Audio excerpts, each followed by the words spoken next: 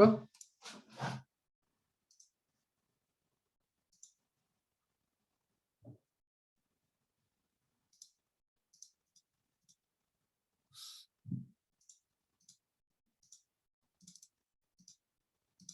So just like a quick recap about what we did. So we've seen what is classification, what is regression. We discussed a little bit about what is object detection and how does it fit into this classification regression framework. Then we spoke about what is supervised, what is unsupervised learning. We have seen what linear regression is and how it can transform a concept into a different concept using just a simple linear function. And then we saw how logistic regression, it was an extension of linear regression, but for classification, and how it's very similar to perceptrons, right, which are the main components for neural networks. After that, we discussed what neural networks are, which are just like a grouping of different perceptrons in the same layer, and then repeating that layer multiple times in order to get a more complex model.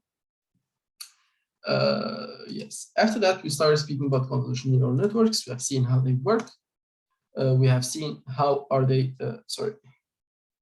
yes.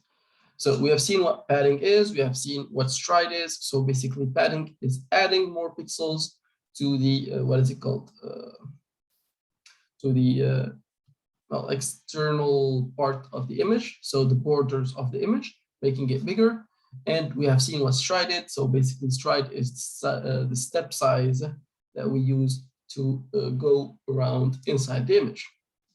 So we have seen that convolutional operations by default, meaning with 0 padding and with any number for k and with 1 for stride, they always decrease the size of the image, especially if k is bigger or equal than 2, which is like the case in most convolutional neural networks. So we have seen also how do all of these things influence. So the higher the k is, the smaller the size of the output. We have seen also that the higher the pixel, the padding is, the higher the output is, and this is like the reason why we apply padding in the first place. And of course, the higher the stride, the smaller the number of output or the size of the output, right? The next step would be max pooling. I don't think we have explained max pooling, right? Yeah, correct. Yeah, so we stopped basically here. Nice. Does everybody understand so far what we have seen in the previous lecture, right? I didn't give you, I think, enough time to ask questions. So if you have any questions about what we have seen so far, please go ahead and ask right now.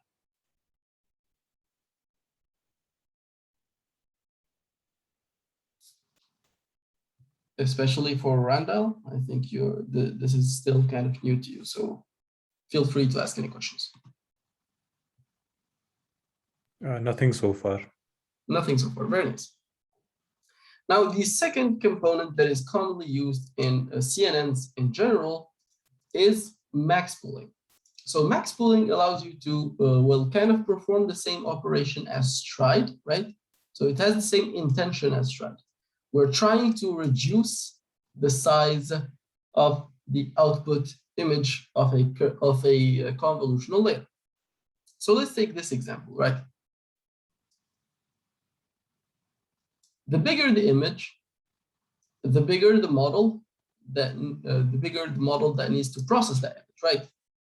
So what we are aiming to do with both stride and this new operation is to reduce the size of these intermediate images in order to reduce the total complexity of the model, right? So reducing the complexity of the model means you will have a faster working model. And in most cases, if it's good enough, it's going to be better in terms of results, right? So this operation is very basic operation. quite similarly to what we do with things such as convolutional operation, what we will take is we will have our filter size of a specific size, of course. So for example, we have 3 by 3, 7 by 7, something else, right? We pass it through the image. For example, let's say 2 by 2.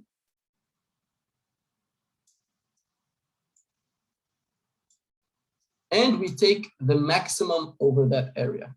So previously, using convolutional operation, what we do every time we get into an area is we will take its linear combination, right? So basically, we will multiply these values with our kernel values and then sum them up, which is just a linear combination of this input. In this case, we will not take a linear combination. We will just take the simply maximum value. For example, in this case, it is 5. In this case, how much is it?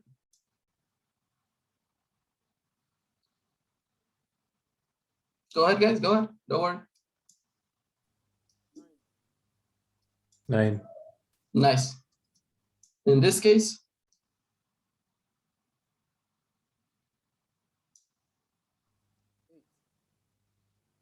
mm-hmm. 8. Nice. And in this case, it's also 9.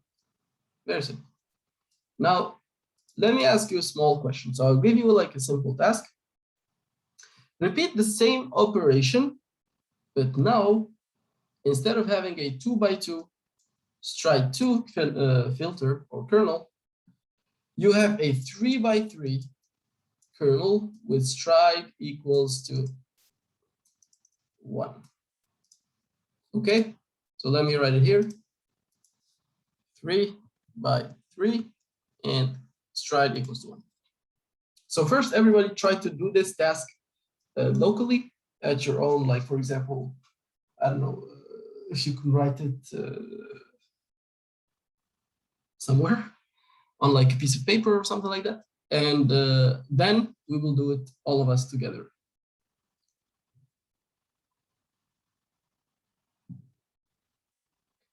And once you like finish, please send me your answer on, what is it called? On Telegram in like private message.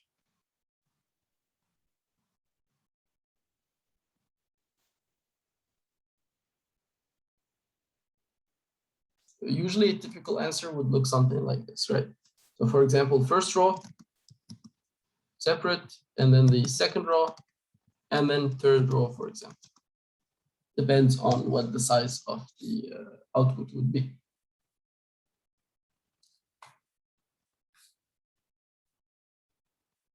Nice. Okay, nice. Maybe a bit more. Go ahead, guys.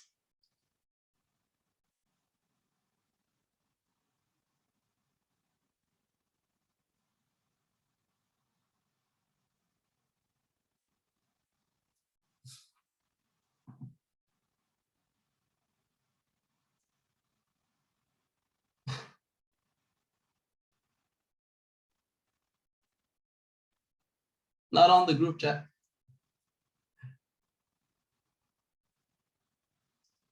Very well. Okay, very nice. So you guys understood so far.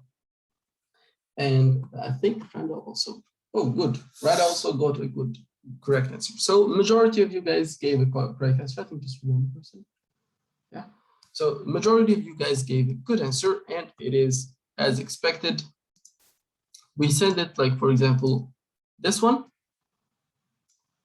What is the biggest value here? It's 8. Sorry.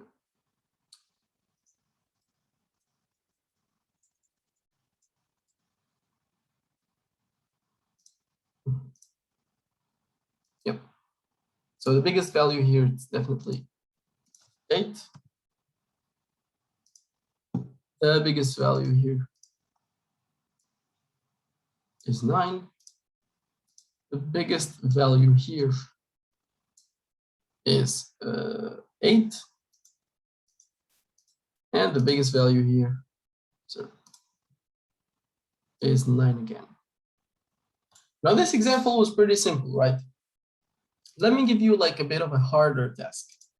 So again, we will have a 3 by 3 kernel, but in this case, the stride or the step size is equal to 3. Can somebody send me the response for this one?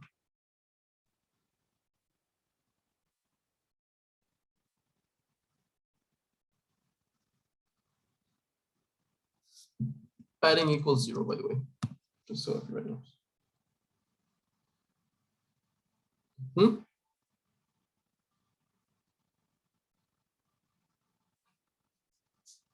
You just need to remember one very tiny detail about the lecture.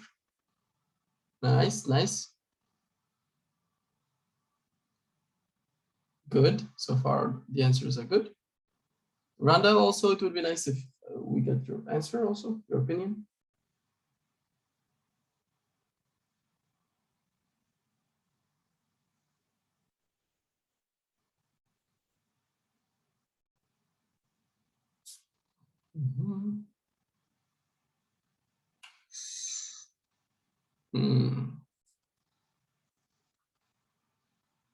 Okay, more people.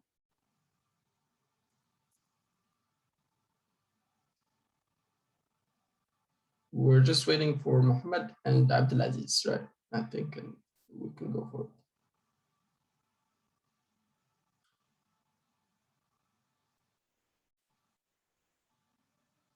Think about it slowly and just remember like a small detail about the previous lecture that we have seen together.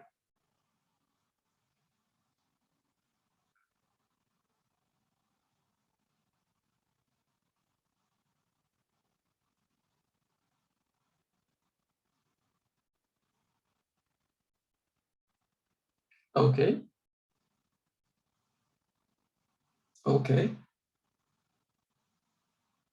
So one more person, Mohammed. I don't think it can be done. Very well. So this question definitely was a bit harder. So previously we had 1, 2, 3, 4, 5, 6, 7. Let's say 6 correct answers out of 7. But now we have only 3 correct answers out of 7. So let's do it together very slowly, right? What did we say? First, let's apply the formula from yesterday, and then we do it. So let's apply the shape.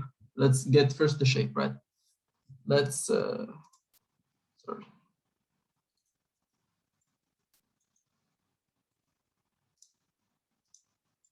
Yeah, let's come here. Let's annotate it. Number of input, 4 by 4, right? Plus 2 times 0 minus 3 divided by 3. How much is that?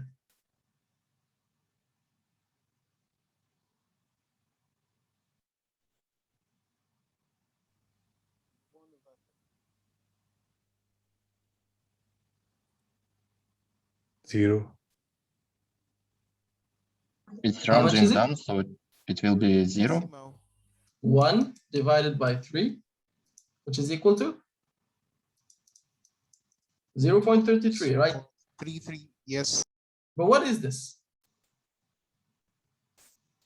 It's rounding down, I think. Yep. Rounding down means it will be 0. 0. Plus 1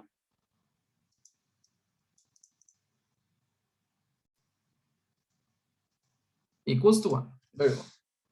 So basically, the size of our operation, the operation that I asked you, will be a 1 by 1 image.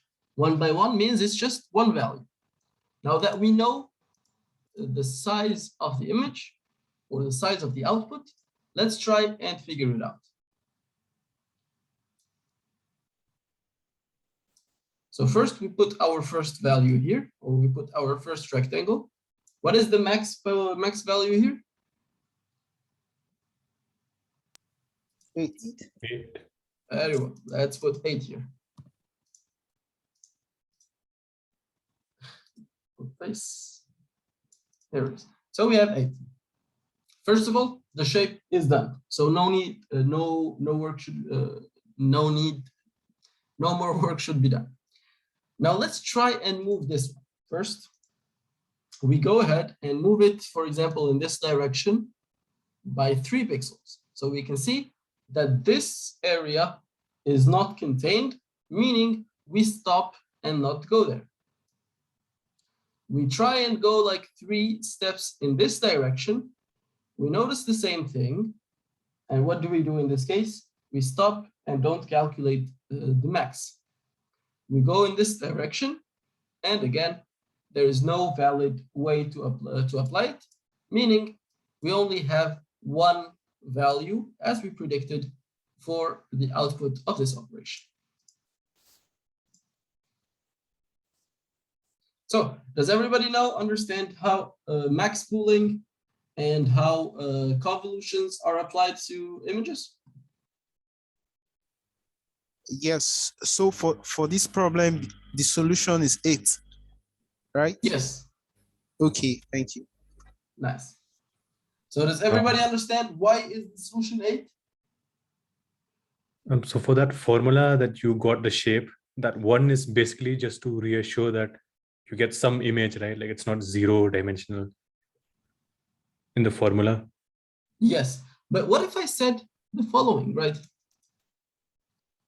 If I ask you to put a kernel of 5 by 5 on this 4 by 4 image, can you apply it? Actually, what happens if it's negative, like the rounding of integer thing like that? Inside that round integer function, like it could be, right? Negative. Yeah, like suppose, can you go back to that? Here, right? Maybe kernel size is really huge and Right? can it? Yeah. For this example, right? Mm-hmm. Yeah. This one gives you an error.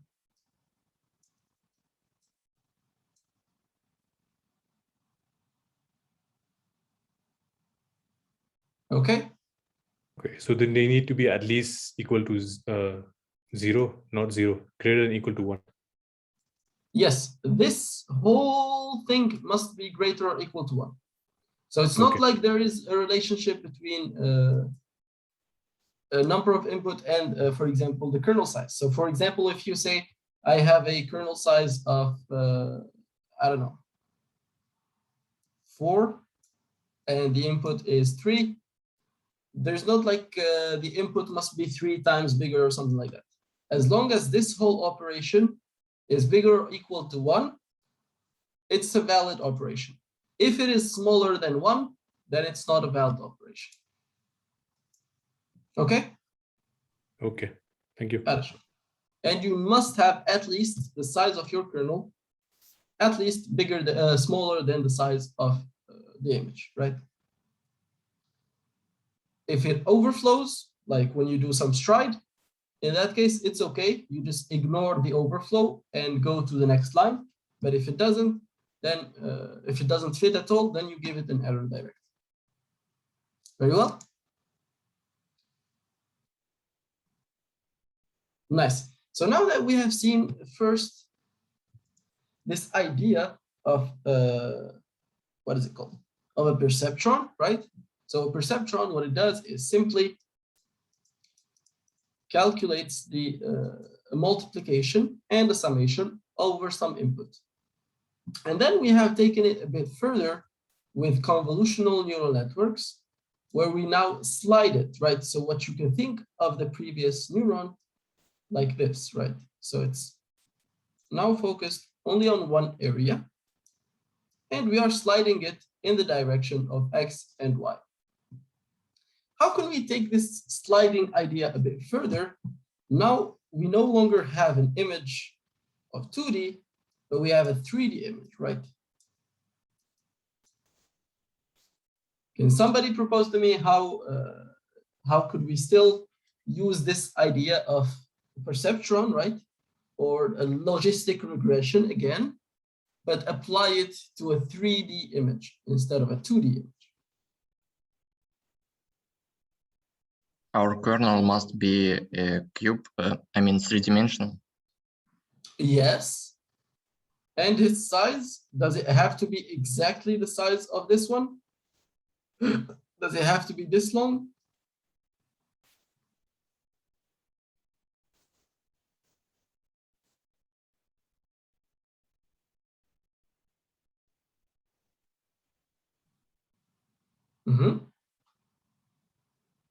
Just try to like continue on this idea of sliding, right? So we all agree it must be a 3-dimensional kernel, right? So something like this.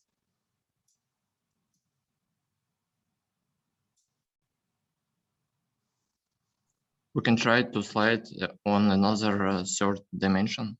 Exactly. So just the only difference is instead of sliding only on X and Y, now we are sliding on X, Y, and Z. And that's it.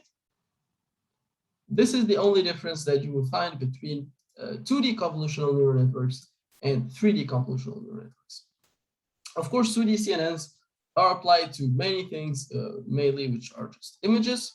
1D CNNs usually are applied to audio or signals, and 3D CNNs are usually applied to images, which are 3D, or videos. So videos, you are already familiar with these. 3D images, such as, for example, MRI scans. Are you familiar with the MRI scans and the medical data? Not really. Not really. So if you have seen those MRI scans, usually what you get is like an interface like this one. Let's say you are looking at the heart, right?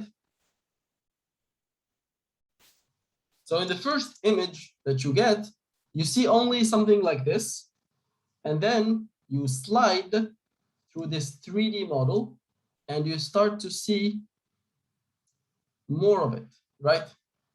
You start to see the shape of the heart in 3D. So basically these MRI scans are like vertical slices like this one on the human body, and you are looking at a sequence of 2D images, right? So this is a sequence of 2D images. Okay? And this gives you a 3D image.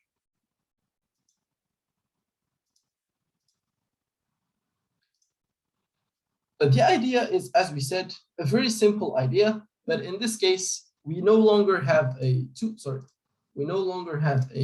2D kernel. Our kernel itself is 3D, and we no longer just parse through the X and the Y coordinates, but we also slide through the Z coordinate. And as you can see, every time we apply it to this volume of 3 by 3 by 3, it gives us just one output value, meaning the size of X, Y, and Z will decrease if you are applying a normal convolution without padding. The formula stays the same, everything stays the same, all the concepts that we have learned, max pooling, all of that, they stay the same, and they just get mapped into this third dimension, very similarly to what was done in the one dimension. So just a quick recap for what we have seen during this lecture. So we spoke about linear regression, logistic regression, perceptron, multi-layer perceptrons, convolutional neural networks, both like, what are they called? Padding, stride, and max pooling. And then we spoke a little bit about convolutional 3D and how they are just a sliding version of what convolutional 2D was, right? Just a more sliding version. If you guys want a bit more resources, these are the resources I used to make this lecture. Pretty nice. Most of them are very simple and quite easy to look through. So yes, so what we will do right now is we will take a 5-minute break. After that, I gave all of you, or I sent in the chat, here it is, So I sent 2 links. The first link is a lab that you guys will be doing on your own. So it's just a simple activity lab, and basically you guys will try to solve it as we are going. Very basic questions. It shouldn't take us like more than half this lecture. And then the second lab is the one which is a bit more complicated, related to object detection, computer vision, and image classification. Very well. Okay, see you in 5 minutes. Basically in 6. How much? No, 6:19. Okay.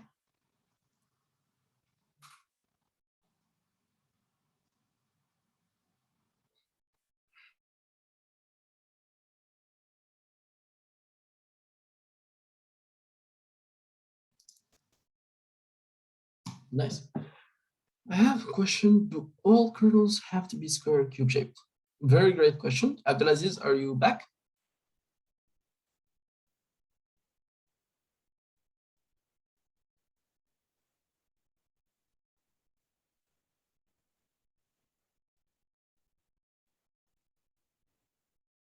Okay, we wait a little bit for Abdelaziz to come back, and we answer his question.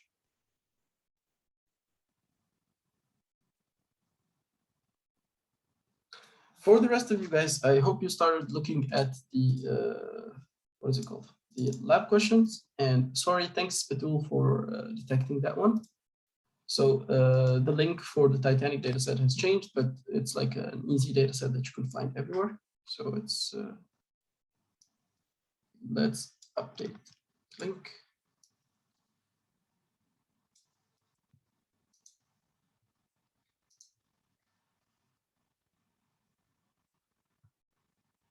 They just changed like the location of it. Very nice.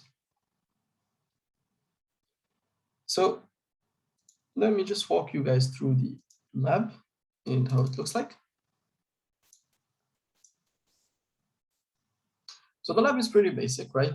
So first you're gonna like check if you guys know already how to read a data set in Excel from Excel. Check some of the basic pandas operations such as head, describe, info. And then just do some visual data visualizations using the Seaborn library. After that, it's up to you guys to play around and see how you can apply some data transformations. Normalizations, for example, here.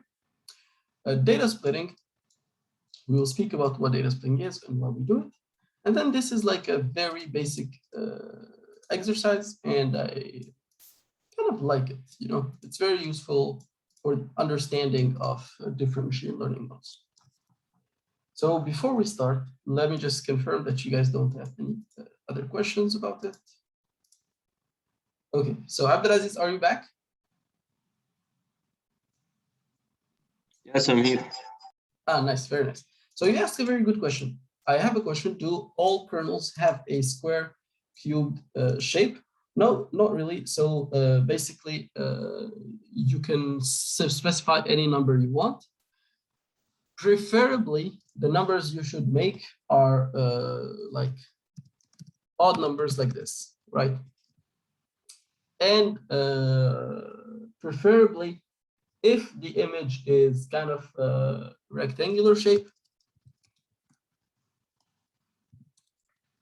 try to go with the same size as your typical images, right? So for example, in cases where you have like wide image, so you could go around doing say like a 5x3 kernel size. But what's mostly common, or what you usually see, is either 1x1, 3x3, 5x5, 7x7, 9x9. So I've never really seen a scenario when it's common to have different values for the width and the height.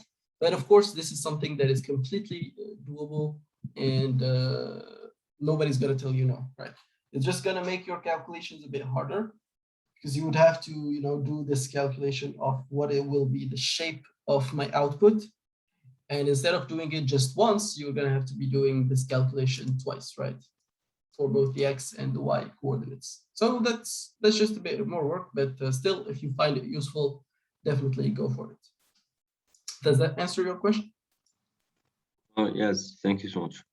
You're welcome. We are recording, so let's go ahead. So now what we're going to do is we're going to import a couple of the different libraries that we use. For example, this one we imported twice. That's good to know. This is the head operation, right? So the head operation is very simple. It just allows you to see or to visualize like the top 5 rows of your data. This allows you to just make sure that the data is as you expect. You can get the names of the columns, for example, like this. Data.columns. And I think a very also important thing you guys should know is data.values. Sorry. Yeah.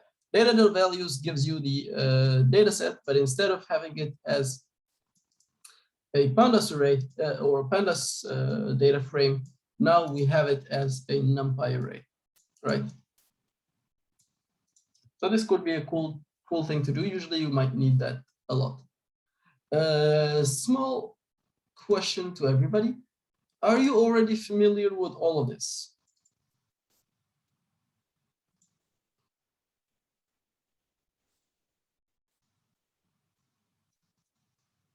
Yeah. Even Randall, right? Yes. Okay, nice. So let's go through them quite quickly, right? So here we're going to build a simple histogram where we just count. And here it's just a multi-class, as you can see. Data transformations. We have multiple data transformations that we can apply on our data. The first one is dropping different columns. So for example, if we have a column that we cannot use, such as the name column, we should just drop it directly because it doesn't really give us any information about the person, right? The second one is handling missing values. How do we handle missing values? We handle them by imputing, right? So in this case, what we do is usually we use this simple imputer. The simple imputer allows you to see or allows you to impute the values that are missing. Let's imagine that we have this kind of scenario. We have this column, right? Let's say we have the data like this, 5, 6 missing for not number. Sorry. How? 5 and 4 and 4. So let's say this is our data. We have one missing value.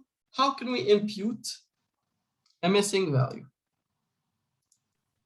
How can we put what value should we put in this case? It depends on the feature itself. By Nice. example, okay, yeah. Go ahead, yeah. Okay, an example is height. Let's say the feature is height of a person, for example. I think with that we can find an average, like the mean. The mean height can work for that. But there are some cases where like we cannot find a mean. For example, survived or not survived. There's no 0.5. It's either someone survived or did not survive. So in that case, you cannot find the mean. So you can either do mode or I don't know, anything else. Very well. So for continuous data, we can do multiple operations, right? So we could use the average, or we could use, for example, the median, right? Yeah. Now for discrete data sets, for example, what you have said as, let's say, sex or survived or not survived, or let's say the country where you are from, all of these things. So they depend on one simple trick. why didn't we encode the data first? What do you mean encode the data first? I mean the transformation of say like strings or something into like numerical values. Not yet, not yet. We're like one step before that. Okay. So Okay. usually in discrete values or in discrete statistical variables, we have two types. Can you tell me what are the two types of discrete values? This is very important. Huh?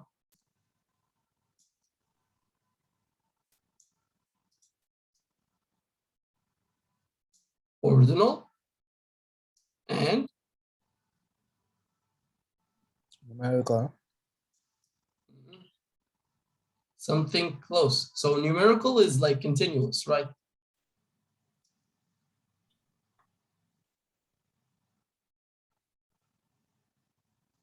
Uh-huh. Nominal. Nice. No. Can somebody tell me what's the difference between ordinal and nominal discrete values?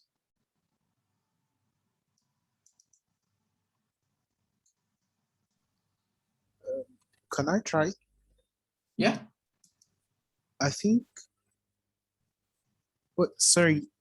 The question is to change the difference between nominal and Ordinal. nominal discrete values and cardinal. Ordinal. Ordinal. Okay, ordinal. Okay, ordinal. For the ordinal data, there's a form of order Nice. that these numbers have. For example, if we say, if we give, I'm trying to think of a simple example now. It just escaped my mind. But basically, there's a form of order. For example, let's say that there are 36 states in a particular country, and they are grouped, they are arranged in the order of their sizes. Maybe number 1 is the smallest, number 2 is bigger than number 1. That's an example of an ordinal data. Very well. Then for nominal, there's no order. They don't have that type of order. Can somebody tell me if this is a nominal or ordinal data? So very hot, hot, warm, cold, and very cold.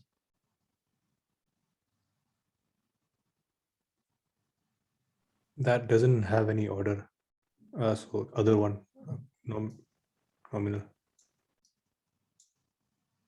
Very cold, cold, warm, hot, and very hot.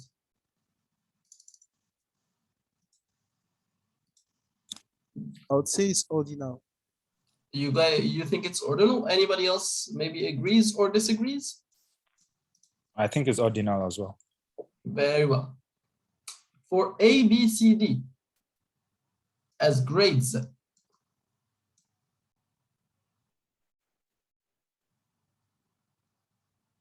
is there an order? For example, A is better than B, B is better than C, C is better than D. Is this an ordinal thing or nominal data? Ordinal. Ordinal, very well. For country names, France, Russia, US, and China. By default, is this some nominal data set or is this ordinal data? I would say nominal. It's a nominal data, right? Now, depending on whether the data is nominal or ordinal, now that we understand what is the differences, right? Let's see how do we impute their missing values.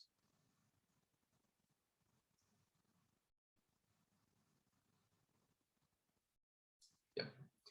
For ordinal data, we have two things we can do. Either we can apply the mode or the most frequent value, or we could apply the median. because the median is just a value that is that requires just an order, right?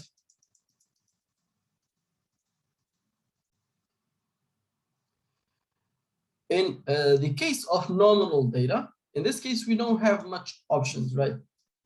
We only have mode as a value that can describe the data, or the most frequent value. We cannot apply the median because it's not ordered. We do not have the average. So what is the average country? We do not have that.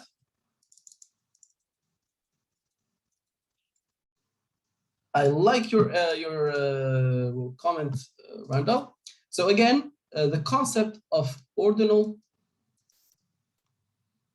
and nominal. In most cases, it's easy, but there are some cases when it depends actually on the context. So for example, let's say A, B, C, D, right? If in the context of grades, they are ordinal, but in the context of alphabet, they're not ordinal, right? So there's, yes, we sing A, B, C, D, E, F, G, that's like a song, but that does not mean that they are like, there's an order between them, or A is a better alphabet than B, right?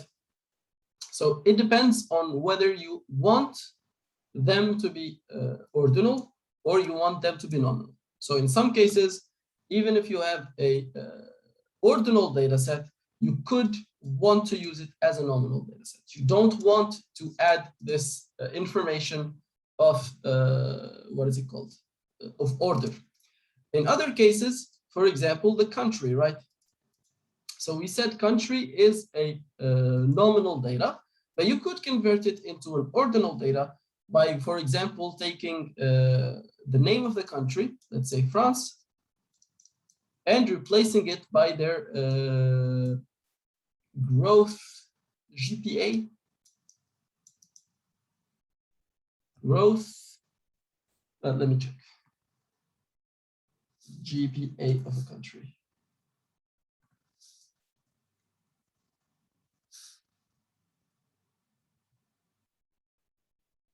Oh, I forgot what GPA stands for. Gross national income? No. GDP. GDP, right? Yes. Yeah, GDP of the country.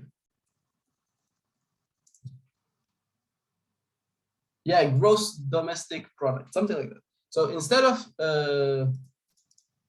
using countries such as France as just a name, we embed it or we replace it by their GDP. And there you go, you have a certain order because GDP is just a value. So you have an order between the different countries, or population size. Yeah, for example, right? Or the size of the country itself. So we know that Russia and France, for example, as a string, there is no, this is higher or bigger than the other. But if we are talking about the size of the country itself, then we know, for example, Russia comes first, and then second country, and then third country, and then fourth country, right? So there is an order between the countries that we define manually. But in case it doesn't exist, it doesn't exist. So here I just wanted you guys to perform a small operation in which you check what are the missing values, or what are the names of the missing columns, or the columns that have missing values, right?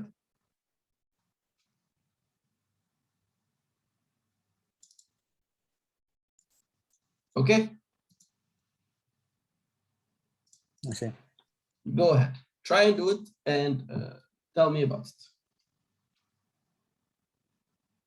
It should be a very simple operation, right? I'll give you 3 minutes.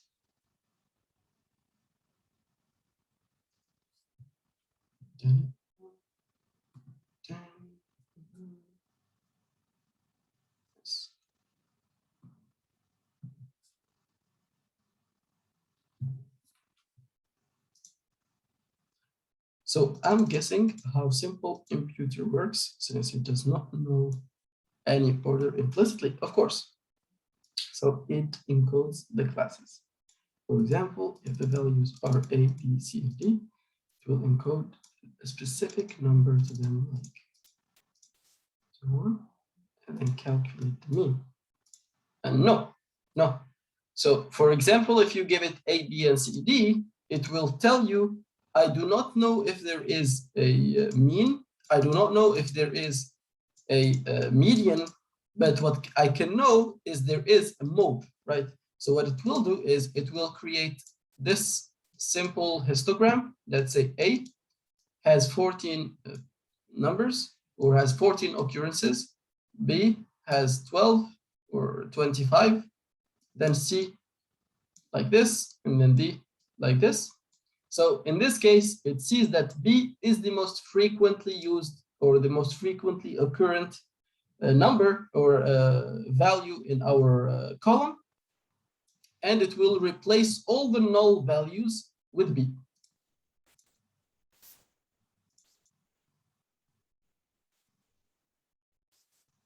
Does that answer your question, Randall? I get it. I think, suppose I give a strategy equal to mean. So it will It take, just gives you an error. but shouldn't it take like, it makes sense like to take B as the highest value, like suppose A, B, C, D, and B has the highest number. I will give it a weight of say 3. The next one, give it a weight of 2. Encode this, right? So if you encode it, Okay. then yes. So the encoding part comes later, right? Here's the encoding part. Okay. So in this case, if you encode A equals 0, B equals 4, C equals 25, D equals 30, and then you apply this simple imputer, yes, in that case, you are correct. It will take the mean over this encoding, but if you do not, then it will not do it for you, right? It will just give you an error. I thought it does it like inside the object, I mean the class symbol imputer. It doesn't. No. Okay. It tries to like give something that is very like a basic operation that doesn't do a lot of stuff on the inside, right?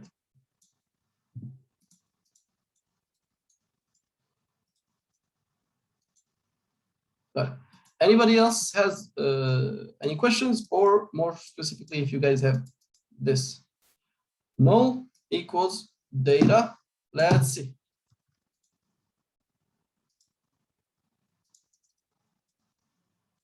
So this is your friend's answer. Very well. So it gives you this. How are we using? Let's come here.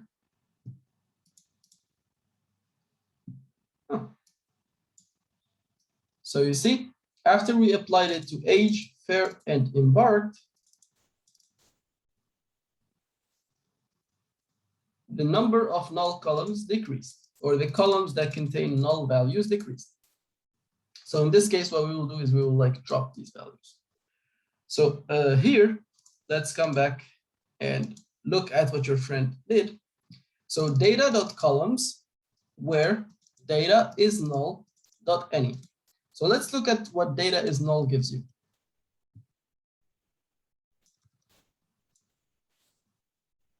Data.isNull gives you a data frame with exactly the same size as your initial data frame, but instead of having values such as 5, 6, the name and stuff like that, now you have either true for a null value or false for a not null value. So in case here, for example, false, this means that we have this value, but true in this case means that we do not have this value. Or like the opposite. Let me check. Yeah. So false means, as we said, false means that we have the value. True means we do not have the value. Yep. Not a number. True. A number gives you false. Now, if we add .any on top of it, what it will do is we'll go through every single one of these columns, and it will see that if, for example, body contains, for example, at least one value that is true, it will return to us true. Now let's say that all, for example, they all give you false. That all means we summarize that whole pandas data frame that we have seen, and all of its values must be true in order to give you a true in this summary. But what we are looking for is any column which contains any value equals to not a number. And after that, we just do a small indexing here. And there we go.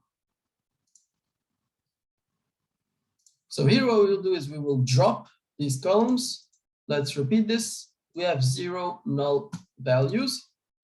Now here we will do something called as label encoding. Let's take a look. This was our data. Sex, for example, was female, male, female, male, female, male, right? Now we represent the female using 0, male equals to 1. Is that the case? Yeah. So female 0, male equals 1. This is how the data was represented in this case. Now another one was, for example, cabin, maybe home destination, all of these, we dropped them. Body, I think both, we kept it. Which ones did we drop?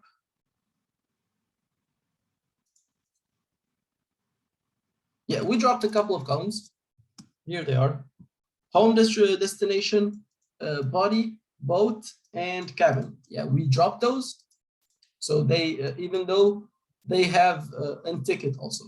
Yeah, ticket number. Ticket number doesn't give any information, right? So here we have home destination. We dropped it, dropped it, dropped it, dropped it, dropped it, dropped it, and dropped it. All the other values that remain are numeric values and can be sent through the any model that we want, right? For example, neural networks, they always require you to have numerical values. The only big problem here is sex or gender, so female, male, and also I think embarked from, right? So there is the south entrance, there is, I don't know, embarked is just basically which entrance did they take, and it was a useful information, yes. So Q, S, or C. I think C is some sort of an entrance, Q is another entrance, and S is another entrance that they can embark from. And one of them was like for the poor people, one of them was for the rich people, and one of them was for like average looking people. So this information was pretty useful for the detection of whether they survived or not based on their kind of income. So we come back here. For this one, for sex, we represented it as a binary value, 0 and 1. But for, again, let's go back. So discrete, ordinal, A, B, C, D, and nominal. As we said, neural networks do not understand string characters or like string values like this, and they need like an integer or a float value. So what we do is we represent this ordinal data in a numerical value. So for example, here we represent A as 1, B as 2, C as 3, and D as 4, right? So this is how we represent it. It's easy because this relationship between 1, 2, and 3, and 4 is the same as the relationship between A, B, and C, and D. So this is why we can apply this kind of modeling. But the problem with nominal data, let's say we say France, Russia, we cannot say this is 1 and this is 2 because the relationship between 1 and 2 is not the same relationship between France and Russia. So in this case, what do we do? For example, France, Russia, and China. For every single one of these values, we create a new variable, a new binary variable. Is it France? Is it Russia? Is it China? 1 if that's the case, 0 if that's not the case. And we, instead of having this one variable, now we have 3 variables, right? And this is how we apply transformation or encoding on our data. So can somebody tell me if you're already familiar with this part, or should we explain it a bit more? Especially for Randall. I am familiar with the one-hot encoding. Yes, so this is what I just described, right? So converting one variable into different variables and using the one-hot encoding technique, you see? So this is one-hot encoding. We use one-hot encoding for nominal data. And for non-nominal data or for discrete values, which are ordinal, we use label encoding. In this case, there was no order between male and female, but there are just 2 values. So we took one as 0 and the other as 1. Okay? Yeah. Now, I would like you guys to do this normalized task. Why do we normalize our data set before sending it through the models? Yeah, this is your question. Why do we normalize the data before we send it through the models?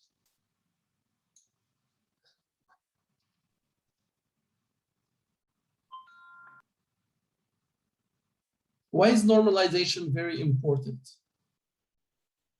Both for neural networks and for, I don't know, like KNN, if you have studied it, for linear regression, for all of these models, it's very, very important to normalize your data. Can I try to answer? Yeah, of course, go ahead. Okay, I think the reason why we normalize data is to kind of put all the features on the same scale, because some features might be like, for example, like might have high values or very low values and could influence the model more than other features. So normalizing all features to the same scale kind of puts everything in order, I think. That's very nice. Can you tell me, you're already familiar with, for example, KNN? Yes.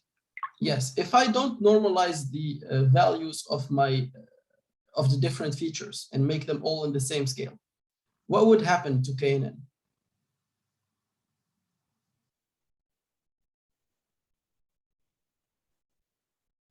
Anyone else can answer, by the way.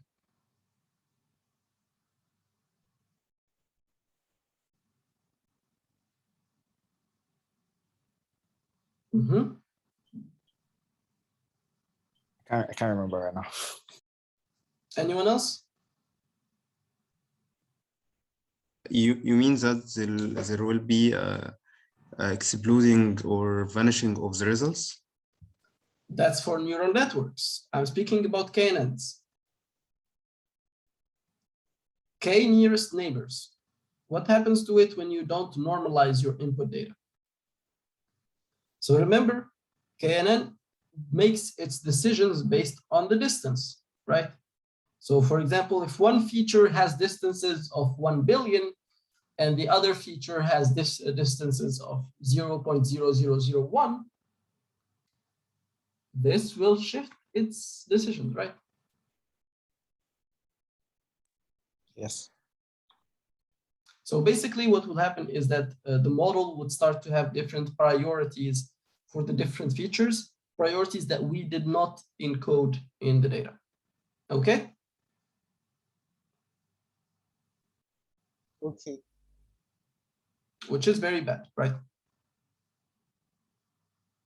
Now, can somebody tell me about neural networks? You already answered, I think, but it would be nice to have it again. What would happen to neural networks if we don't normalize the data?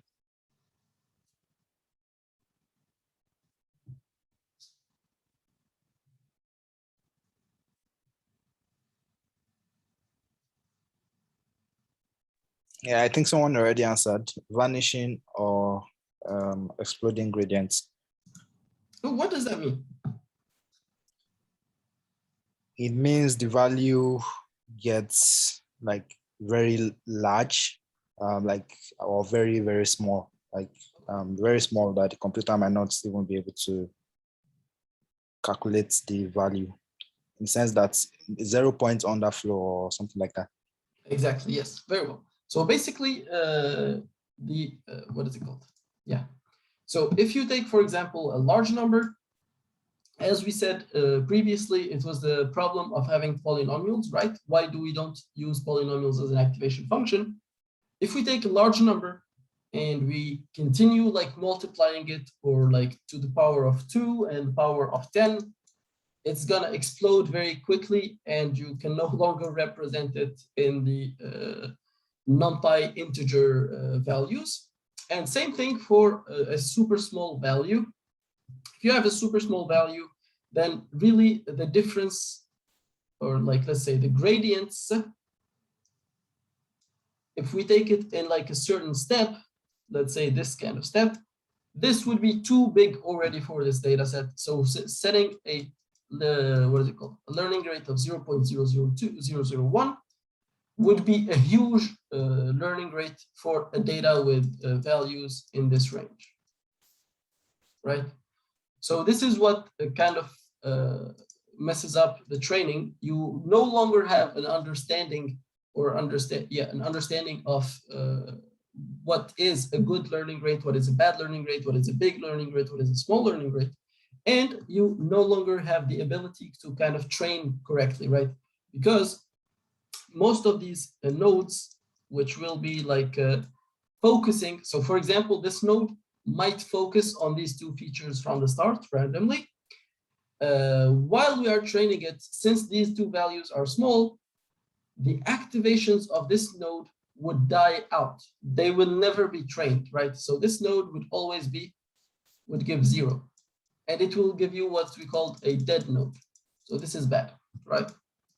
So basically, the training gets a little bit ruined in all different directions. So this is why we always normalize. First, we normalize the input. And after every layer, we also do a normalization, right? So we normalize our input data, we normalize our images. First convolutional layer, normalize the output of that convolutional layer again. Then another convolutional layer, and then we normalize again. And then another convolutional layer, and we normalize. So this is a very common operation to do, and it is called batch normalization. So batch norm helps to solve all of the problems that we have just described, right?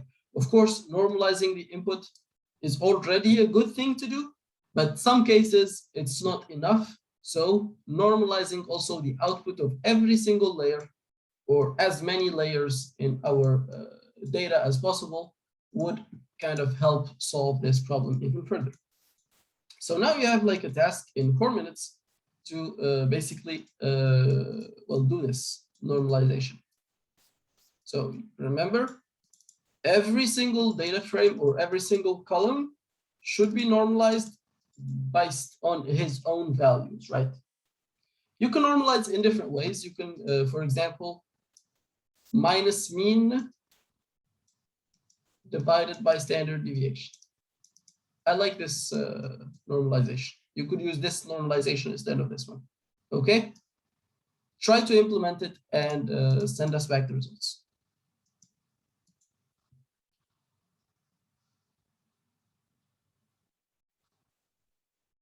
Mm-hmm.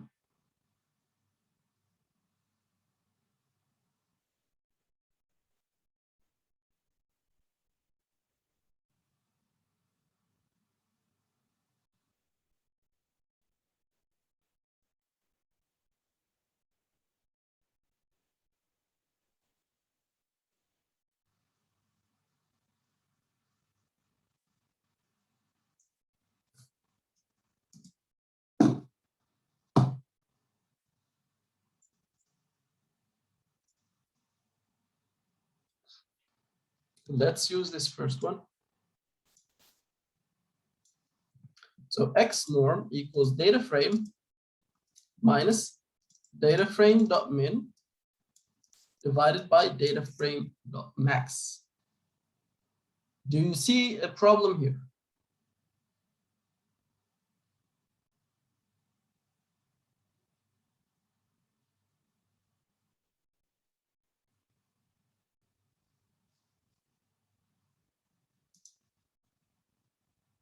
No, no.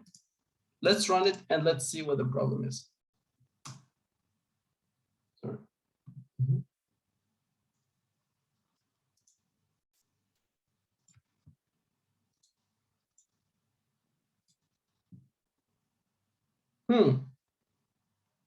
Minimum is 1. Here, 0, 0, 0, 0, 0. This is nice. Maximum is 3. Okay, 1, 1, 0 0.99, 1, 1, 1, 1, 1. Okay, it's not that bad. But why didn't it work? Or why shouldn't this one, it takes long rows? Yeah, it does. It works from this side, but there's one side that it doesn't work from. Let's do it like this.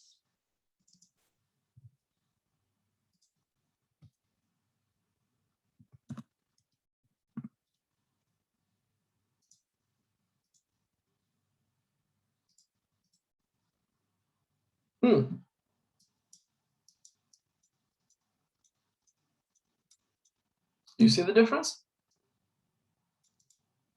Because we take the maximum, not over the initial data, but we take the maximum over the data that is already, that we remove the minimum from, right? So for example, our minimum was -20, our maximum was 50. What we do is we do x minus -20, and then we apply divided by the max. The new max would be 70, not 50. Okay.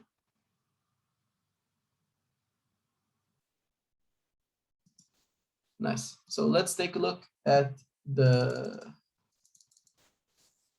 Okay, nobody did the mean one. Mean divided by standard deviation. Can somebody do the mean divided by standard deviation? Can you repeat that last point again?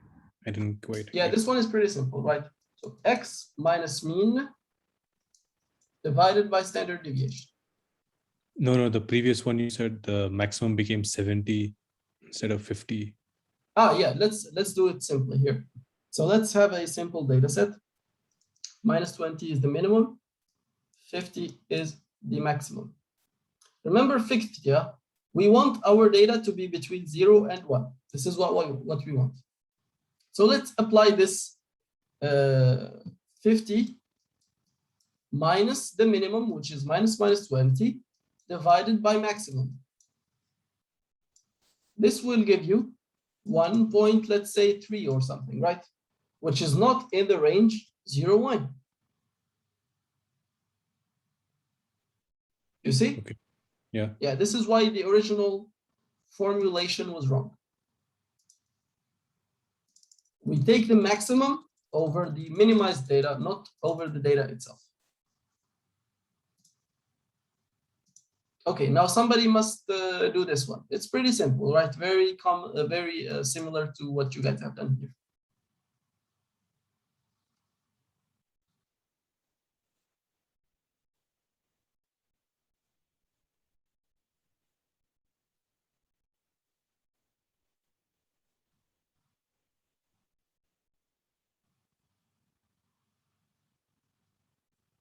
Anybody?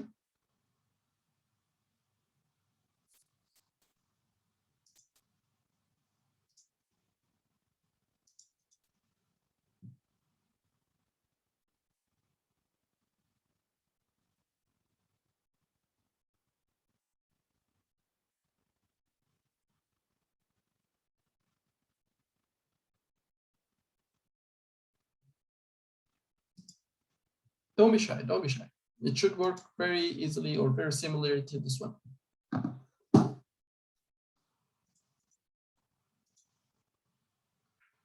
Yeah, exactly as you just described.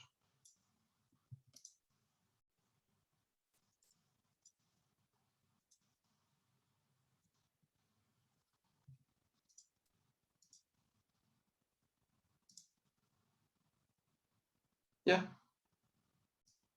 So you see, these ones are a bit too high, the maximum, but overall, this is a bit cleaner. So here we see the mean is always very close to 0. Not in these cases, but overall, here it's very close to 0, very close to 0, very close to 0. Here it's not very close to 0. Why so?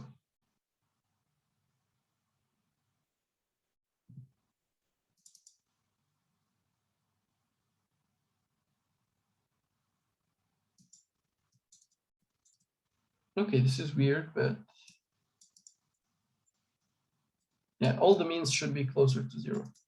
Ah, yeah, we didn't apply, sorry. Yeah, we didn't apply the normalize on these functions, on these values. That's okay. Let's continue. Now we do the data splitting. Let's kind of speed up a little bit and then take the break as usual. So why do we have to split the data into training and testing?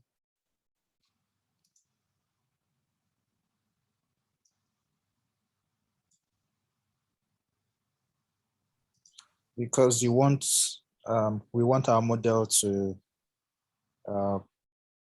do well on unseen data sets. So we do not train on the test sets, basically. That's why we have to split. Very well. So we basically want the evaluation to be as, what is it called? As objective as possible, right? Yes. Very well. That's nice. That's a nice answer. How do we do that? Usually we do it by a train test split from sklearn. It's a very useful function. Basically, you give it the x and y, and it will return to you the x train, x train, x test, y train, y test, and you give it a test size. So in here, for example, this random state is just to control how this operation will to control maybe the output of this operation over different executions. Okay, I think we could, do you have any questions so far? I don't think we could finish this part yet, or today. Yeah, so I think we will skip this fifth part. You guys could take a look at it. It's a very simple task again. It's quite useful for understanding of basic machine learning, but it's not very useful for computer vision and for our advanced course in general. So if you guys want to learn a bit more, definitely take a look at this one, but if you don't, you can drop it. Anybody has any questions about the previous part?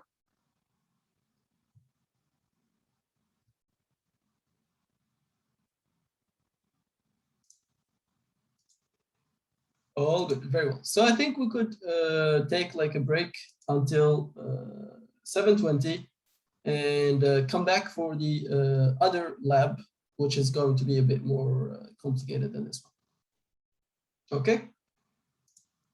Thank you. Thank you. See you soon. So this is like technically the first lab of the course. So the previous lab that we have seen is just like making sure that everybody is on the same level, right? So for now, we're going to see something a bit more advanced. So we're going to speak about image classification. And most specifically, we're going to speak about image classification using transfer learning, right? So I'm sure the majority of you already know what transfer learning is. So transfer learning is a technique that leverages a pre-trained weights on like some big data set that already exists, and then fine-tune it to improve the results of our model on our small local data set, right? Where did this fine-tuning and transfer learning start from? It started from a small competition called ImageNet, where we basically have a very huge data set of lots of images of like 10 or 1,000 classes, and you have like a few hundred classes or a few hundred images per class, right? Meaning you have a very big data set of like thousands and thousands of gigabytes. And what they did is big companies such as Facebook, such as Google, or I don't know, Microsoft, they trained their own neural networks, very large neural networks on this data set. And then you take that data and train it, or you take the data and not the data, you take the pre-trained model and just like train it again for a few iterations on your local data set, and it will give you a very good result. So here we could see just a comparison of the different methods or the different winners of this, what is it called? Sorry. The different winners of this competition. So here we see the pre-neural networks. This was mainly the error. So the error is like 28%, like 28% of the images or the test data was wrongly classified. Here we have 26% of the images were wrongly classified. And these models are mainly like support vector machines, what are they called? Decision trees and stuff like that. After that, we have our first convolutional neural network, which is AlexNet, with only 8 layers, 8 convolutional layers. And it was able to reduce this error from 26 till 16%. So you can see that this is a very big improvement already. And it was a very recent improvement. So you can see it's only made in 2012, right? So now we are 2021, meaning it was only 9 years ago that these convolutional neural networks were kind of mainstreamed. And well, 9 years after that, we have all the field of computer vision that we have right now. So you see, it's a very rapidly changing and rapidly growing field where you see you are working with techniques that have recently been developed. Unlike, for example, fields such as like chemistry or physics or math, where they're working with stuff of the 1980s. So after that, we had like a small improvement with ZF. So from 16 to 12%. And then our first, let's say, good and reliable model, VGG. So VGG models are still till now very widely used, mainly because they are quite small in size and they're very fast. And they already give you very good performance, right? After that, we had GoogleNet. So GoogleNet gives like 6.7% error. You can see it's very similar to VGG, but it's a bit bigger. And then ResNet, which is like residual neural networks that was provided by Microsoft, completely passed human level performance and went down to 3.6%. So this was for like 2015, neural networks are already surpassing human beings on computer vision tasks. So for this one, it was basic image classification, right? And now you can see that they are already surpassing human beings for tasks such as segmentation and object detection, right? And this didn't really stop, as you can see. So by 2017, we already had something that is 2.25. And for now, I think the error is much, much, much smaller than that.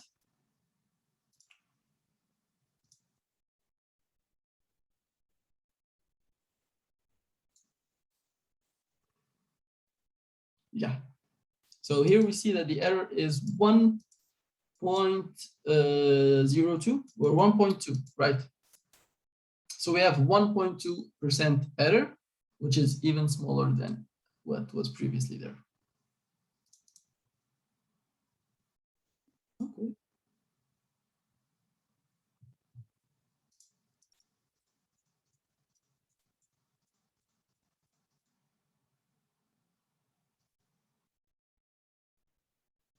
Not bad. Certainly not bad. And you can see this is the number of parameters of the model.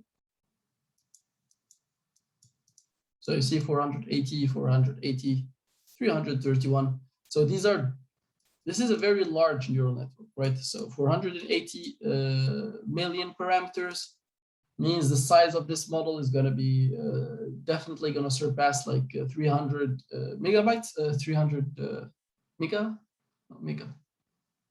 I forgot the size of files, but like it's going to be a very big files, right? Anyway, after this, we started having a boom in what are they called?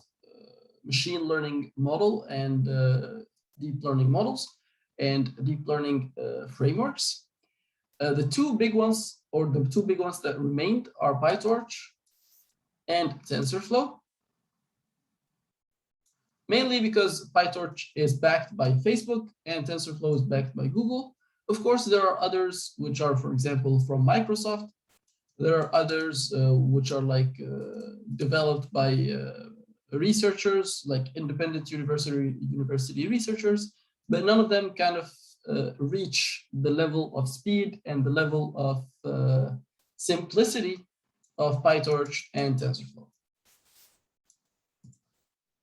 The different PyTorch model that you can use, so they're usually so the model subpackage contains definitions of models addressing different tasks. So there is image classification, which is the one that interests us currently. And there are other stuff for example, the pixel semantic segmentation. You have already pre-trained models that you can just fine tune and start working directly. We have some for object detection, instance segmentation, person key point detection, video classification, so on and so forth.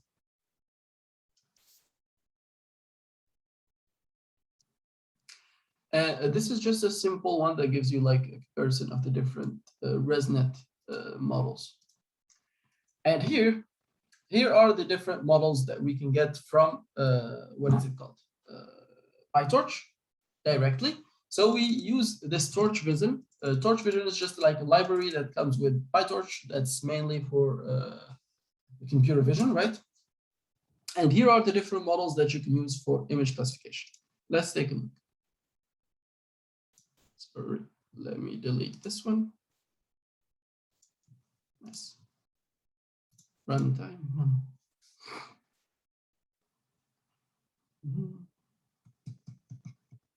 Are you guys already familiar with using Colab? Yeah, sure. Ah, okay, nice. So here we will see that it will take some time to basically download all of these models. For example, we have ResNet 18, which is 44 megabytes, or yeah, megabytes. For some reason, I'm trying like megabytes. How do we measure images? The resolution of the images? Megapixels and megabytes. Yeah, sorry. That was bothering me for a while. Yeah, so we have here 44 megabytes. This other model, for example, this one is AlexNet with 233 megabytes, which is a gigantic model. And we have like smaller model, for example, this SqueezeNet, which is just like 4.7 megas. We have here, for example, 500, 110, 104, 49, 8, 13, 95, 132, and 16 mega. Not that big. So the biggest one was half a gigabyte, right? And as you can expect, you would need to load this model basically in your RAM. So half a gigabyte goes to the RAM, half a gigabyte goes to, I don't know, what is it called? The OS. And then you will have to basically create different versions of this based on your data and the output of the data. And so it's going to be a bit of a complicated task if you're going to do the training on your local machine. This is why for this course, we're going to mainly use Colab. So I'm not going to ask you to build any model that is too big to fit inside a Colab notebook. Now let's go and see what is the content of each one of these models. So the good thing about PyTorch, or the reason why I like using PyTorch, is that it's still training somewhere around there. Yeah, that's bad. Okay, it's still training. Let's stop this.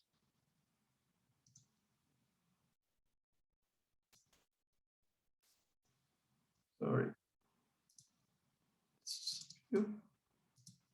restart and run all.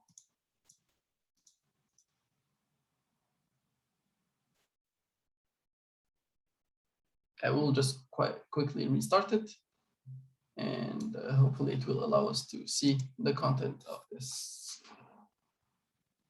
Nice, very well.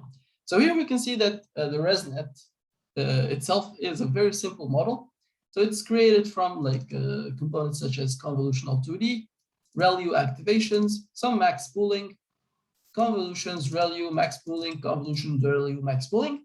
And here you see the batch normalization that we spoke about during the lecture, right? During the first lab, where we said that after the majority of the convolutional layers, we're going to normalize the output again, such that we don't suffer from problems like vanishing gradients and exploding gradients and stuff like that, right? So this is why we apply these batch norms here after every convolutions. But overall, all of these layers, you're already familiar with them. ReLU, convolution, max pooling, and batch norm, right? So I think in the end, we're going to have just one simple linear layer. Linear layer means fully connected layers that we have seen in the class, which are the multi-layer perceptron, right? Perceptron. So this is what your linear layer is. The number of output features here for your last linear layer should be the number of classes that you have, right? So for example, here we have 1,000 classes, then we have 1,000 different outputs. Every output gives you the probability of it belonging to a certain class. Now we'll speak a bit about what fine-tuning is.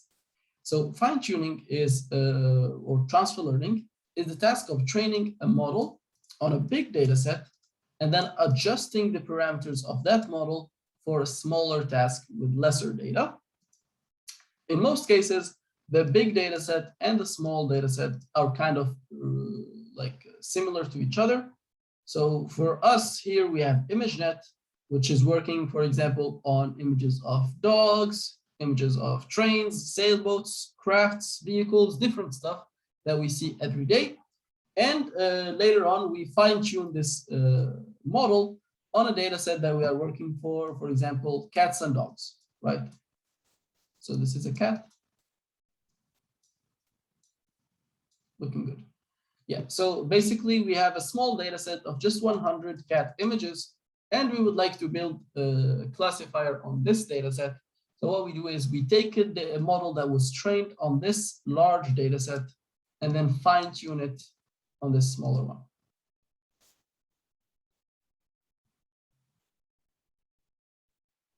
Yeah, so it's very common in computer vision tests and natural language processing. Recently with like BERT and UML-FIT, transfer learning has also reached natural language processing. So now we no longer have to train a model for natural language processing from scratch. You can already use something that was pre-trained and basically fine-tune it on your own either language or on your own task, for example, tweet classification and stuff like that. Now, say we want to use our ResNet trained on ImageNet with 1,000 classes, right? And has an input shape of 265 by 265. And we want to fine-tune it on CIFAR dataset, which has 10 categories and an input shape of 32 by 32. What are the biggest changes that we need to make, either to the model or to the data, in order to make this happen? Can somebody tell me?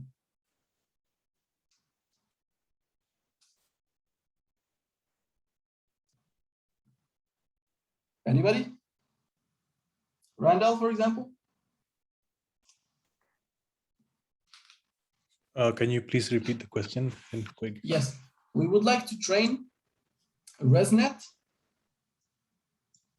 on our CIFAR data, but ResNet was trained on a data set, so on ImageNet with 10,000 classes, and the input shape was this, whereas CIFAR has 10 classes and the input shape is this. What needs to change in the model or in the data in order to make this happen? Remember, this is the model. Can I maybe answer? Yeah, go ahead. Can somebody answer? Okay, so I think two things needs to change. Okay. The first one will be us reshaping the input, and the second one will be basically the outputs. I can't remember what exactly it's called now, but we have to use a different output number of features and change it to 10. Basically, Exactly. we need a Yeah. new FC layer.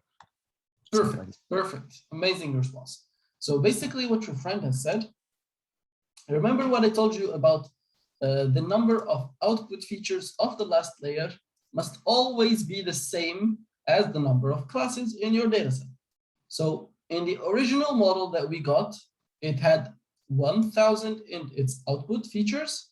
Now we're going to change this layer and replace it by another layer that has an output of 10.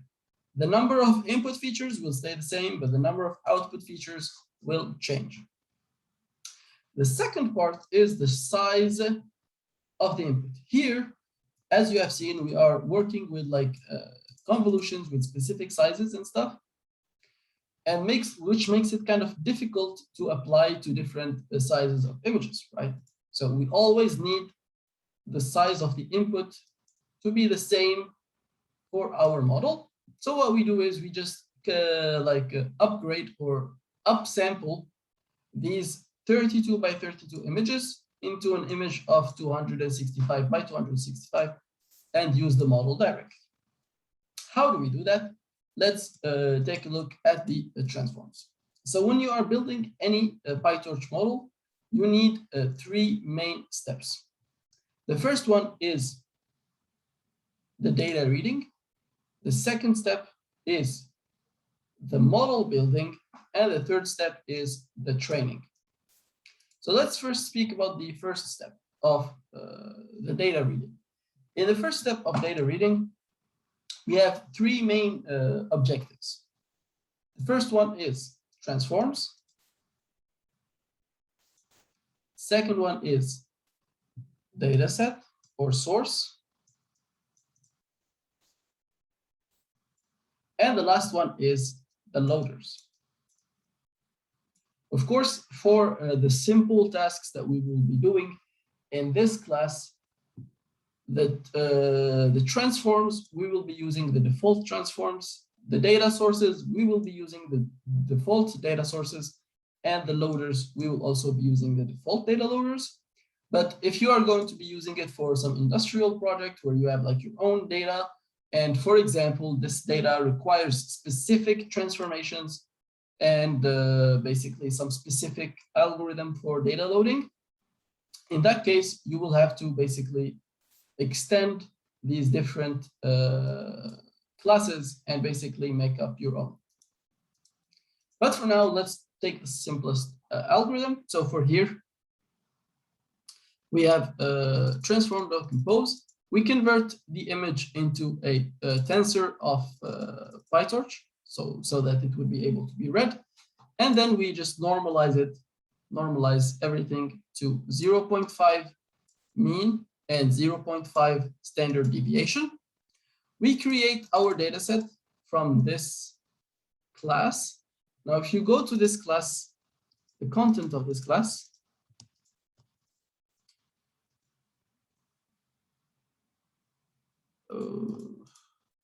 I think let's just Google it, just so you guys would see how it would look like.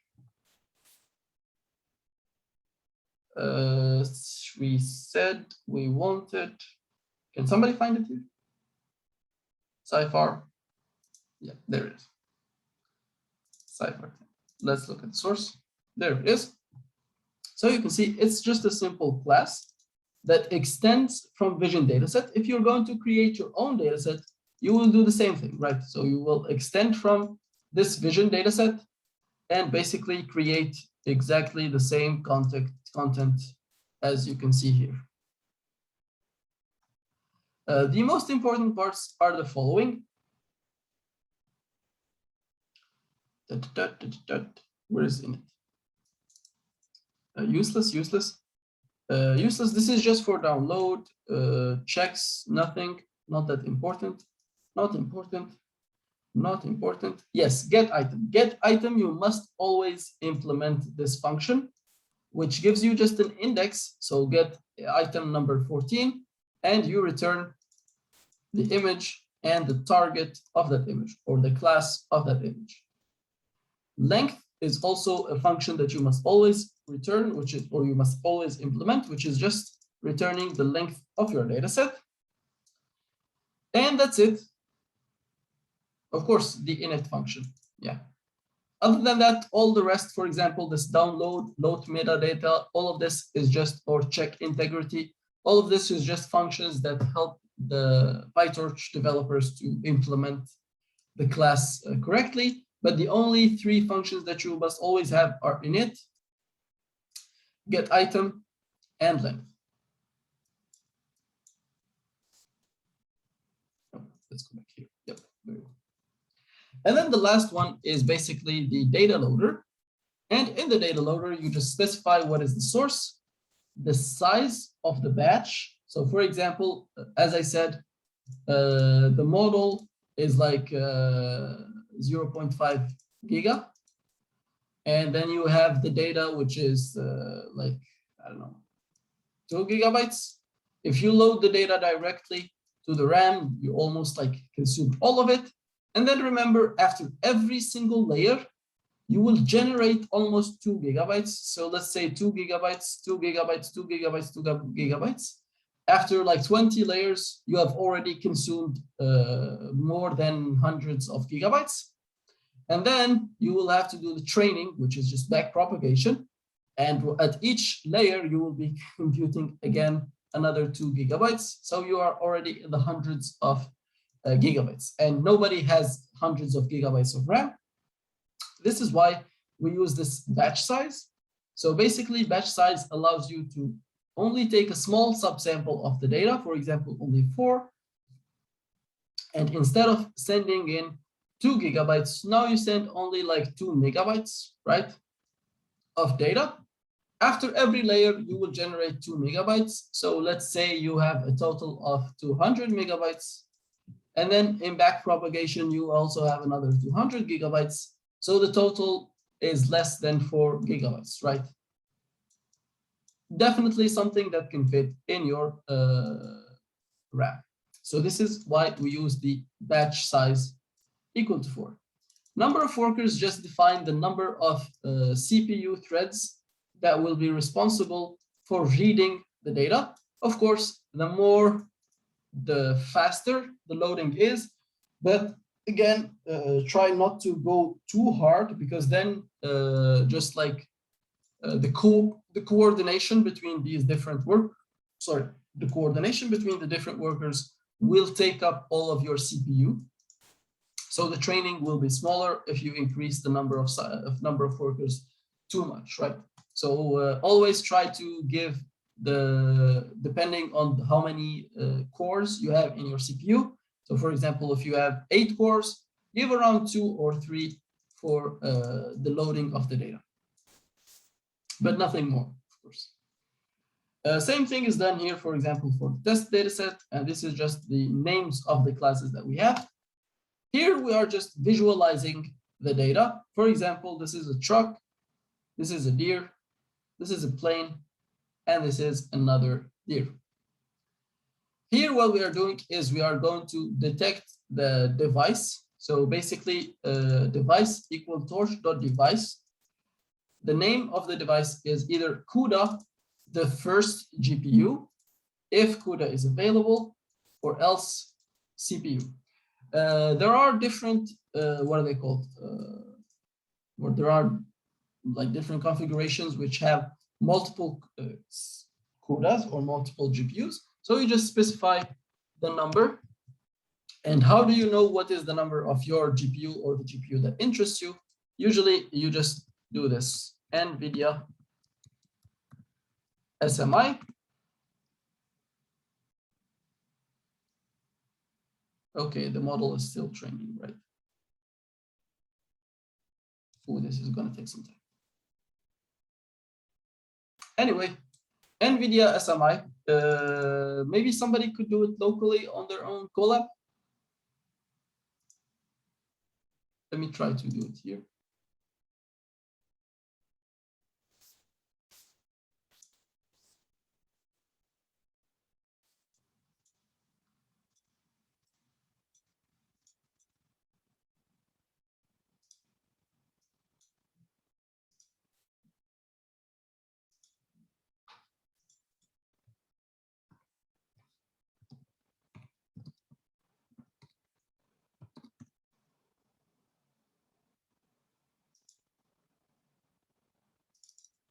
Oh, it didn't work because we don't have NVIDIA. Yeah, we really cannot really do it here. It's displaying some table. Can you share the screen, Randall, and show us that table? There you go. Yeah. Yeah, that would be nice.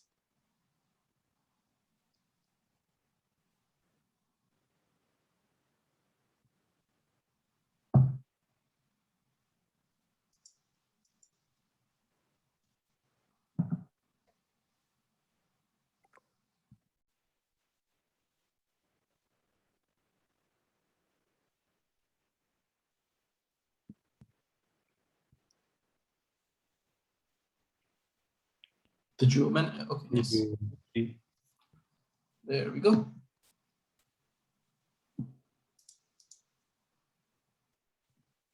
So here, as you can see, so here we have the name of the GPU. Here we have the size of the GPU gigabyte, the GPU RAM. So I think it's 16 gigabytes. And here you will have the different processes that are currently training on the GPU. And of course, every process is going to take some of that GPU RAM. And depending, this is the name. So basically Tesla T4, it's a very common, what is it called? Common,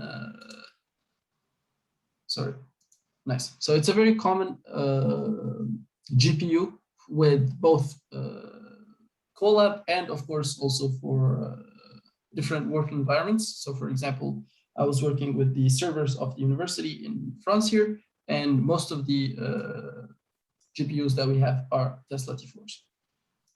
They all have like this. This is the amount of gigabytes they have. And this is like the most important part. This is the version of CUDA, the driver versions. This is the version of NVIDIA SMI. And in case you have multiple GPUs, what you will have is first one, number 0, and then you will have another table here, number 1, another table here, number 2, another table here, number 3. And this is the number that you could specify in the code. Can you stop sharing, please? Thanks a lot, Randa. Thank you so much. So here we come back, and as we said, here we can define the number of the GPU that interests us. Of course, if it is available. If it's not, then we will be training on CPU. So in this case, we have one GPU available, and that's the one that we are going to use. Now that we are done with how to load the data, how to verify that the data is correctly loaded and stuff, now let's go to the second part, which is the model training or model definition. I think now we could, how much time is left? Let me just check. 50, so 1 hour. Okay, let's continue 10 more minutes and take a 5-minute break and then continue, okay? So here we have the model definition, and our model must always be or implement, or what is it called? Inherit from the NN module class, and it must always at least implement these two functions. So the first function is the init function, in which we define our layers. And here, the forward function, we define the logic of our neural network. This separation of layers and logic allows you to basically define anything you want and have this concept of dynamic graphs or dynamic computations. So basically the main difference that was or that existed between TensorFlow and PyTorch is that TensorFlow combines these two functions in the same code, meaning once you define the structure, you can never change it later on. But for PyTorch, basically what you can do is you define some layers here, and you define the logic in here, and your logic can be whatever you want, right? So let's say if, I don't know, something is bigger than 5, you send it through this layer. If it's not, then you send it through this layer. You could put a for loop and send it through the same layer again and again. You can do whatever you want, right? So this is the flexibility that PyTorch gives you. But for TensorFlow, you do not have this flexibility, right? So here what we are doing is we are defining basically our layers. So the first part is, of course, calling the, what is it called? The abstract class or the superclasses constructor. So this must be done in basically all inheritance in constructors. And then we are defining our different convolutions. So we only have 2 convolutions. The max poolings, we can define them and use them in different layers. So we define just the same max pool and use it multiple times. And then, of course, we have our linear layers in here. Now, let's go to each one of them and see how do they work. So for the convolutional layers, so you can see we give them 3 different numbers. Can somebody tell me what these numbers are? Or what might they represent?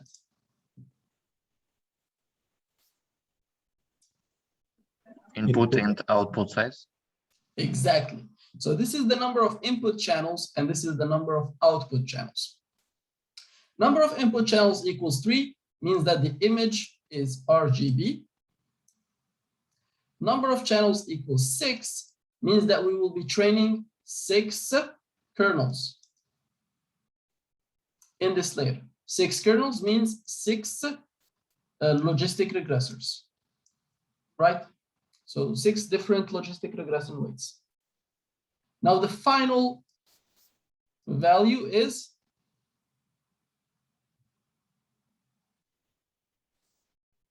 Filter size, maybe. yes, it's the filter size. So we have a filter size of 5 by 5. If we want to define something like 5 by 7, instead of sending 5, you send a tuple of 5, 7 like this.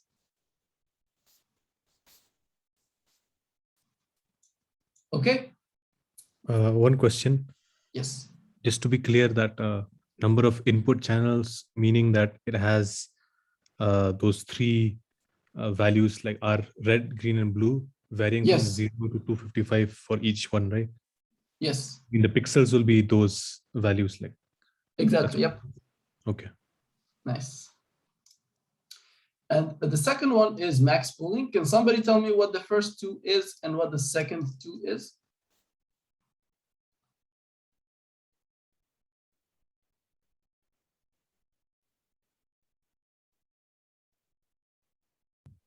Size and stride. Exactly right. So it's 2 by 2 kernel with a stride of 2. Very well. Now let's go to the second one. So again, this is the number of input channels, which is the number of output channels in this one, right? And then this is the number of output channels of the second convolution. And this is the size of the kernel, again, 5 by 5. Now, can somebody tell me what are the this number of linear NN neural network linear? What are the different values representing?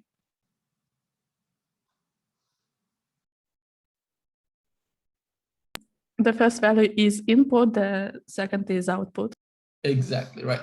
So here we see, this is the number of input values. And we can guess that we have 16 channels. Each image is a 5 by 5, right? So this is the size of our data.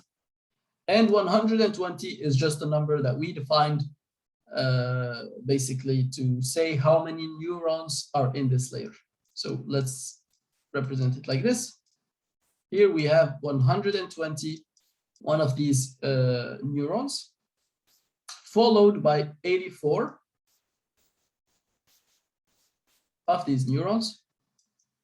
And then the output layer contains 10 neurons like this. So this is the architecture of the neural net. Is this clear to everybody? Randa? Yep. Nice. Now that we have made the definition of the function or the definition of the layers, let's go and define the this. So basically the logic of our neural network. And in this case, the first operation we do is we take the input images, send them through the convolution, send them through ReLU activation, and then send them through pooling. You see how the call is being done? So these are 3 different layers, but like we combine it in the same line. If we wanted to simplify, we would do something like this. Let's say C equals like that, and then R equals F ReLU over C. And then you have, let's say, output equals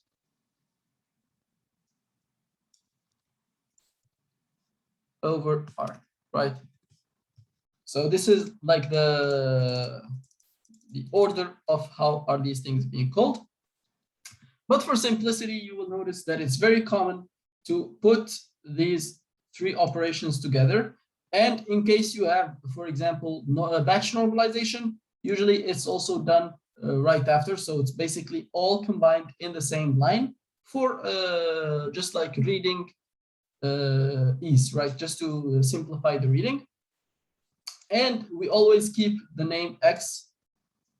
So we're basically just replacing these values instead of creating new variables. This allows us to basically first make the calculations easier, not calculations, but make the reading easier and make the size or the RAM computation smaller.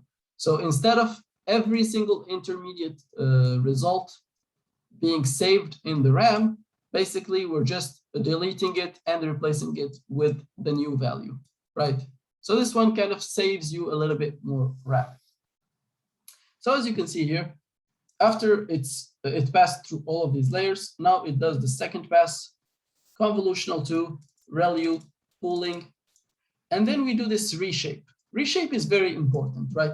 So previously we had an image like this, let's say 32 by 32 by 3, right? So it had 3 channels. After that, we send it through a couple of convolutional layers, and we have the following. So 5 by 5 by 16. What we do is we flatten this array and make it like this. So we make our data just one-dimensional array and send it through the multi-layer perceptrons. Remember, multi-layer perceptron, as we said, understands only linear and one-dimensional continuous data. It does not understand images. It does not understand something that is in 2D or 3D. Only thing that it works with is one-dimensional continuous values. So here we are just flattening the array or flattening the image, making it in 1 dimensions. The -1 in this case means any number or the number of batches that you have. And here is the, what is it called? The dimensions of the array. So the last two layers are simply fully connected layer 1, and then you send it through ReLU, fully connected layer 2, send it through ReLU, and then apply the last fully connected layer directly. And this is your model definition. You create the model like this one, and you send it through the GPU by saying network.to device. As we know, device is equal to CUDA. Sorry, I think, yeah. is there any difference between methods view and just reshape? Or is it the Yes, same? reshape works with NumPy arrays. View works with PyTorch sensors. It's exactly the same thing.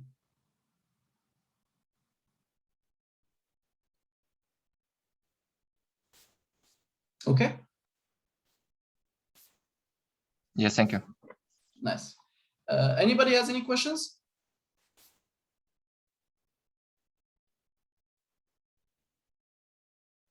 If not, then we take a 5-minute break and we come back at 8:10, right? Just to finish this final part.